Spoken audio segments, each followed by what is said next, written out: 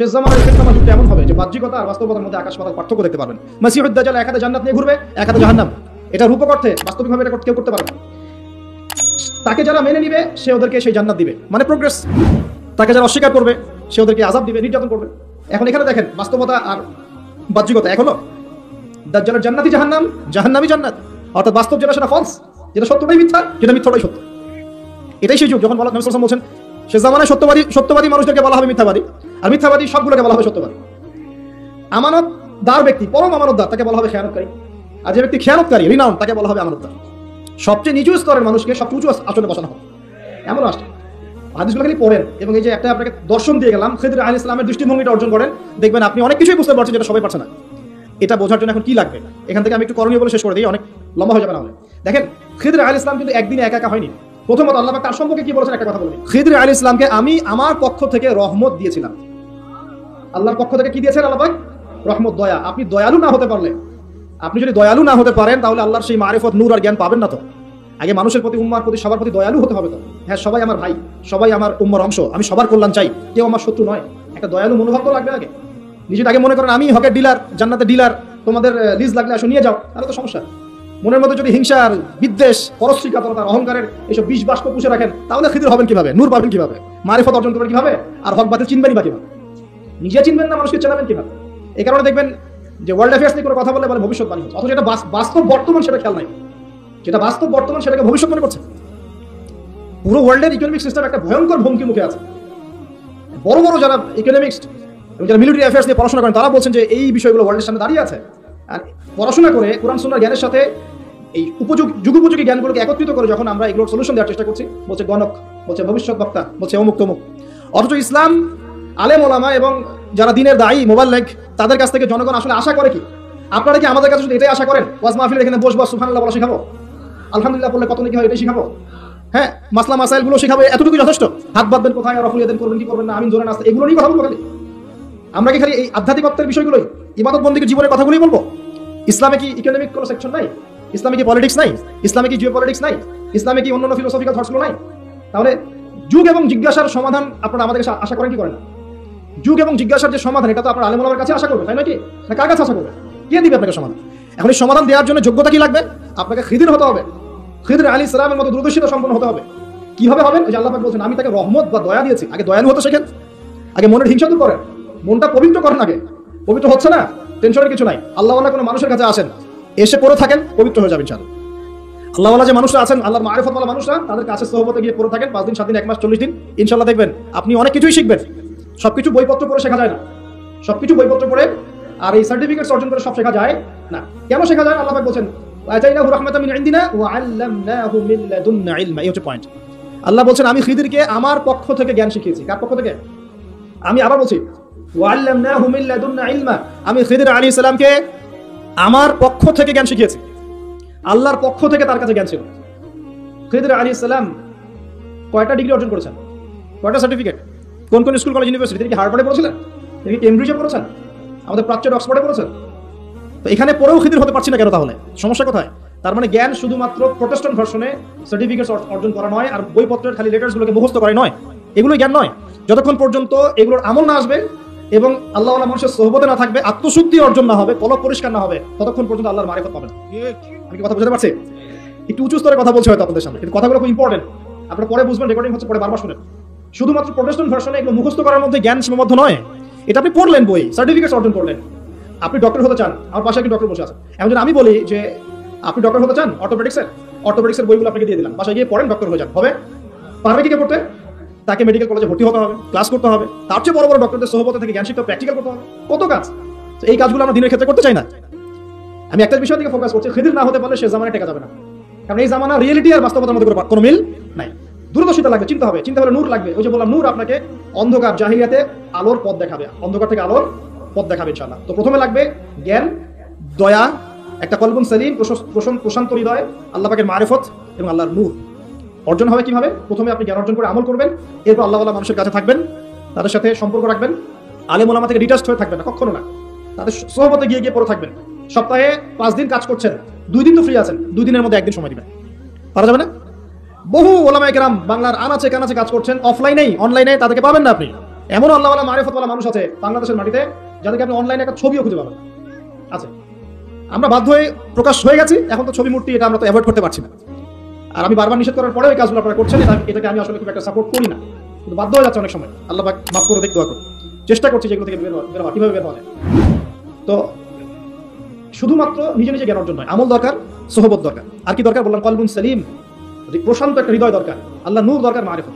এরপরে দেখবেন আপনি এমন কিছু দেখছেন, শুনছেন, বুঝতে পারছেন যেটা সবাই পারবে না। এখানে দেখেন তিনটা ক্ষেত্রেই খিদর আলাইহিস সালাম কি সঠিক না ভুল? সঠিক না ভুল? আচ্ছা, এখন তার কাজগুলোকে মুসা আলাইহিস সালামের কাছে কি মনে হচ্ছিল? সঠিক না ভুল? ভুল। এই জামানাটা সেই জামানা যে জামানায় আপনি দেখবেন সত্য মিথ্যার মানদণ্ড উল্টে গেছে। আমানতদারকে খেয়ানতকারী বলা হচ্ছে, খেয়ানতকারীকে আমানতদার বলা হচ্ছে। প্রচন্ড রকম উগ্র একজন মানুষকে আপনি বলছেন ভালো মানুষ, কিন্তু একজন ভালো মানুষকে আপনি বলছেন উগ্র। প্রচন্ড রকম জালেম একটা সভ্যতাকে আপনি বলছেন একদম বিশ্বের সবচেয়ে উন্নত সভ্যতা, কিন্তু আদতে তারা বিশ্বের সবচেয়ে নিকৃষ্ট সভ্যতা। বাহ্যিকভাবে আপনি দেখছেন ইকোনমিক প্রোগ্রেস, আসলে দেখছেন ধসে যাচ্ছে। বাস্তবতা হচ্ছে এটা ধসে যাচ্ছে। আপনি দেখছেন নারীর অধিকার একদম, আদতে নারীরা জাহান্নামী হচ্ছে বেশি বেশি।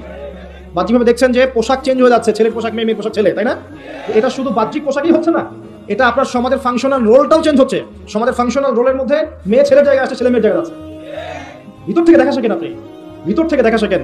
দেখছি আমরা উম্মার জন্য অনেক কিছু করে ফেলছি, কিন্তু আদতে আমরা এখন ঐক্যবদ্ধই হতে পারছি না। আমরা সবাই মিলে একটা জায়গায় আসতেই পারছি না এখনো।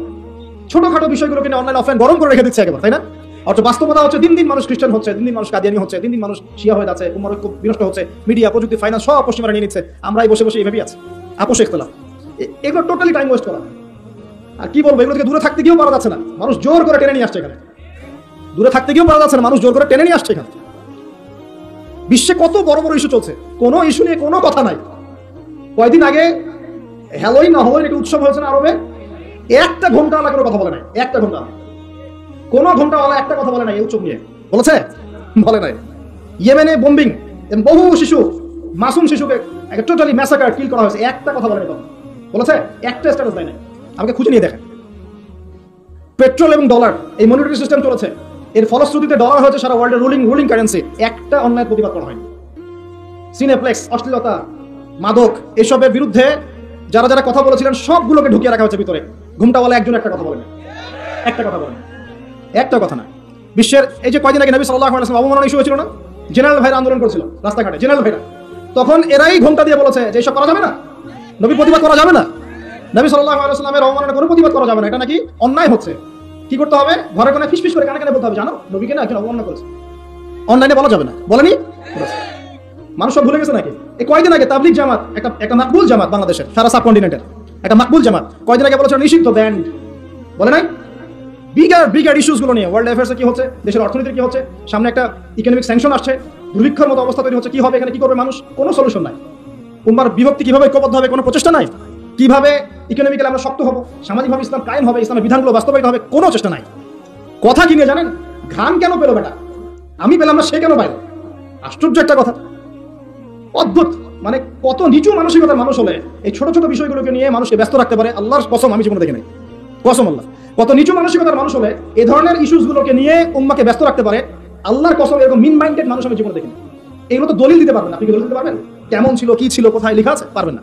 কিন্তু কিছু বিষয় তো আপনি দলিল দিতে পারবেন। এক, কিরকম? নবী সাল্লাল্লাহু আলাইহি ওয়াসাল্লাম মেরাজের রাতে গান শুনেছেন। জিজ্ঞাসা করছেন ইয়া জিবরাইল আলাইহিস সালাম, এটা কোথা থেকে আসছে? তিনি বলছেন এটা ফেরাউনের মেয়ের যে চুল আশ্রয় দিত বাদী দাসী, তার নাম হয়তো অনেকে আসিয়া বলেন, আল্লাহু আলাম, আল্লাহ ভালো জানেন। হাত থেকে চিরুনি পড়ে গেছে, তিনি বলেছেন বিসমিল্লাহ। এটা শুনে ফেলেছে এই ফেরাউনের মেয়ে, শুনে ফেরাউনকে বলেছে যে এই তো আল্লাহ ছাড়া আপনাকে ইলাহ মানে না, আল্লাহর নামে সে চিরুনি উঠিয়েছে। এখন এই অপরাধে ফেরাউন তাকে বলছে ফিরে আসতে হবে, না হলে হত্যা করবো। তো সেই দাসী বা বাদী বলছে না, ফিরে আসবো না, কারণ আল্লাহ হচ্ছেন আপনার রব, আমার রব সবার রব। কে বলছে এটা? ফেরাউনের দাসী। ফেরাউন তার সন্তানদেরকে একত্রিত করে বললো আগুন জ্বালাও। আগুন জ্বালানো হলো। আগুন জ্বালানোর পর বলছে এখনো ফিরে আসো, না হলে তোমার সন্তানদেরকে আগুনে ফেলে দিব। কিসে ফেলে দিব? আগুনে। দাসী বলছে আমার সন্তান দুটো, যদি 5টা 10টাও সন্তান হতো তাও আমি পিছু পা হতাম না। একটা একটা করে সন্তানকে ফেলে দেওয়া হলো, জ্বলন্ত আগুনের সন্তান ভস্মীভূত হয়ে গেল। সর্বশেষ সেই দাসীকেও ফেলে দেওয়া হলো। জিবরাইল আলাইহিস সালাম বলছেন ওই যে দাসী এবং তার সন্তানদেরকে যেখানে দাফন করা হয়েছে সেই সালামের সময়, আর সেই ঘটনা প্রকাশ পেয়েছে নবী মুহাম্মদ সাল্লাল্লাহু আলাইহি ওয়াসাল্লামের মেরাজ। সুবহান। আরেকজন সাহাবী আনাস বিন নাদার রাদিয়াল্লাহু আনহু, আনাস বিন নাদার রাদিয়াল্লাহু আনহু, উহুদের যুদ্ধ হচ্ছে। উহুদের যুদ্ধের মধ্যে একবার একটা গুজব ছড়িয়ে পড়লো। কি গুজব? গুজবটা হচ্ছে যে মুহাম্মদ সাল্লাল্লাহু আলাইহি ওয়াসাল্লামকে হত্যা করা হয়েছে, নাউযুবিল্লাহ। তো অনেক সাহাবী তখন অস্ত্র ফেলে দিয়ে এইভাবে বসে আছে। তো আনাস বিন নাদর রাদিয়াল্লাহু আনহু তিনি বলছেন যে তোমরা অস্ত্র ফেলে দিয়েছো কেন? তখন তিনি বলছেন, যাকে হত্যা করা হয়েছে তিনি যদি নিহত হয়ে থাকেন তাহলে আমাদের বেঁচে থেকে কি লাভ?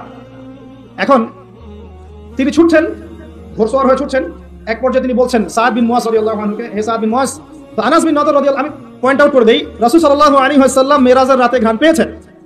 আনাস বিন নাদর রাদিয়াল্লাহু আনহু উহুদের মাঠে বলছেন আমি ঘ্রাণ পাচ্ছি, ছুটে চললেন, শহীদ হয়ে গেলেন। ইভেন ইমাম বুখারী রাহিমাহুল্লাহকে যখন দাফন করা হয়, তাকে যারা দাফন করছেন তারা বলছেন আমরা মেশকম্বরের গন্ধ পাচ্ছি। এখন বাস্তবতা আর এই যে দৃশ্যমান জগৎ সবকিছুকে পেনিট্রেট করার জ্ঞান তো আল্লাহ পাক সবাইকে দেন নাই, সবাইকে সব বুঝ আল্লাহ পাক দিবেন না। কেউ যদি পেয়ে যায়, কেউ যদি না পায়, এটা থেকে সত্য মিথ্যার পার্থক্য হয়ে যায়, বা আকীদা খারাপ ভালো মন্দের পার্থক্য হয়ে যায়, এতে করে কি কবর পূজারি মাজার পূজারি হয়ে যায়? সুবহানাল্লাহ। কেন পাচ্ছ না তুমি? তোমার ব্যাপারে আমি একটা স্টেটমেন্ট দিব, খালি একটা স্টেটমেন্ট, যে হামজা রাদিয়াল্লাহু আনহু যে আদর্শের জন্য জীবন দিয়েছেন, হামজা রাদিয়াল্লাহু আনহু যে আদর্শের জন্য জীবন দিয়েছেন, সেই আদর্শের শব্দটা যে উচ্চারণ করে তুমি তাকে খারাজি ফতোয়া দিয়ে দাও, এই কারণেই পাওনি তুমি। কথা কি বুঝতে পেরেছেন? হামজা রাদিয়াল্লাহু আনহু যে আদর্শের জন্য জীবন দিয়েছেন, ওই আদর্শের শব্দটাও কেউ যদি মুখে উচ্চারণ করে, সে এই যে গর্তের মধ্যে থাকবে, মাথা উঁচু করে বলে দিবে অমুক খারিজ, তমুক খারিজ, শেষ। এই কারণে আল্লাহ পাক তোমাকে তৌফিক হয়তো এখনো দেন নাই। আল্লাহ পাক আমাদের সবাইকে বোঝার তৌফিক দান করুন, খিদর আলাইহিস সালামের মতো জ্ঞানী হওয়ার তৌফিক দান করুন।